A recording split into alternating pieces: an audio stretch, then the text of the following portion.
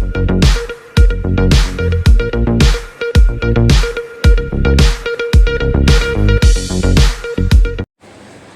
પર દુષ્કર્મ ગુજારીને ફરાર થઈ ગયેલો ભાજપનો કાઉન્સિલર દીપુ પ્રજાપતિ 14 દિવસ બાદ ઝડપાયો। હાઈવે ઉપર આવેલા વાસદ નજીકથી ઝડપાયો।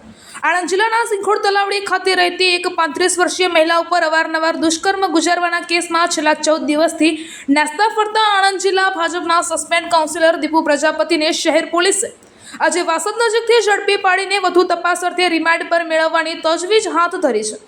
રિમાન્ડ દરમિયાન સમગ્ર કેસને સાંકળતી કેટલીક ચોંકાવનારી વિગતો સપાટી પર આવશે તેમ મનાઈ રહ્યો છે। પ્રાપ્ત વિગતો અનુસાર દિલીપ ઉર્ફ દીપુ પ્રજાપતિએ સિંખોડ તલાવડી પાસે રહેતી બ્યુટી પાર્લરનો વ્યવસાય કરતી એક 35 વર્ષીય મહિલા સાથે વોટ આપવાની પાવતી બાબતે મોબાઈલ નંબર માંગીને તેણીની સાથે અવારનવાર વાતચીત કરીને દુષ્કર્મ ગુજાર્યું હતું। ત્યારબાદ તેણીના ફોટા તેમજ વિડીયો તેણીના પતિના વોટ્સઅપમાં મોકલીને વાયરલ કરી દેવાની ધમકી આપીને અવારનવાર દુષ્કર્મ ગુજાર્યું હતું। ત્યારબાદ ગત 16મી તારીખના રોજ મધ્યરાત્રિના સુમારે દીપુ પ્રજાપતિ મહિલાના ઘરમાં ઘૂસી ગયો હતો અને તેણી ઉપર દુષ્કર્મ ગુજાર્યું હતું।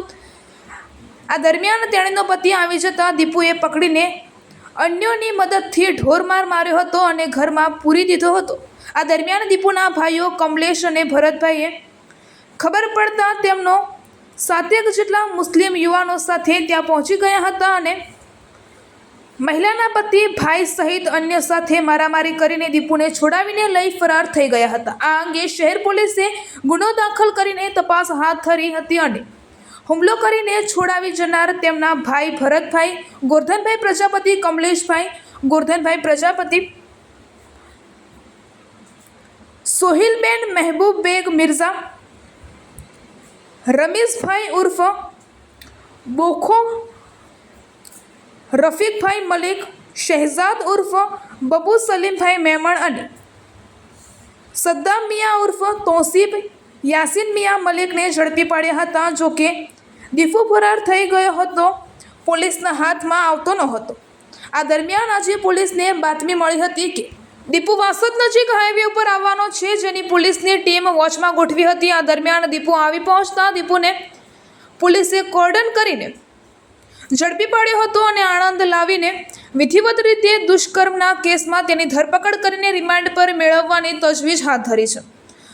દક્ષિણ ગુજરાતના સાપુતારા, સેલવાસ વગેરે સ્થળોએ રહેતો હતો। શહેર પીઆઈ વીડી ઝાલાના જણાવ્યા અનુસાર બનાવની મધ્યરાત્રિ બાદ દીપુ કાર દ્વારા અન્યો સાથે સાપુતારા પહોંચ્યો હતો અને ત્યાંથી સેલવાસ સહિતના અલગ અલગ સ્થળોએ છુપાતો ફરતો હતો। આખરે આજે વાસદ આવતા જ તેણે દબોચી લેવામાં આવ્યો છે। પંચનામા, મેડિકલ તપાસ સહિતની કાર્યવાહી હાથ ધરીને પૂછપરછ કરવાની તજવીજ હાથ ધરી છે। આવતીકાલે રિમાન્ડ માટે કોર્ટમાં રજૂ કરવામાં આવશે। રિમાન્ડ મેળવીને સમગ્ર બાબતે તલસ્પર્શી તપાસ કરવામાં આવશે તેમ વધુમાં જણાવ્યું હતું। આરોપી પકડાયો છે, શું છે વિગત?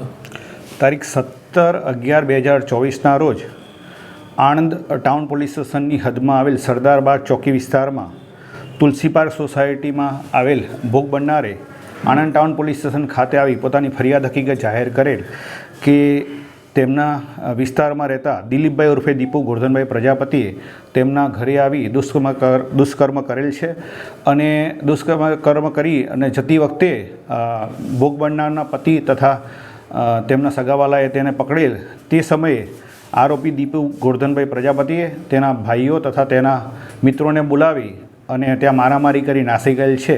આ બાબતે ફરિયાદ આપતા આણંદ ટાઉન પોલીસ સ્ટેશનમાં રેપ તથા રાયોટિંગનો ગુનો રજીસ્ટર કરવામાં આવેલો।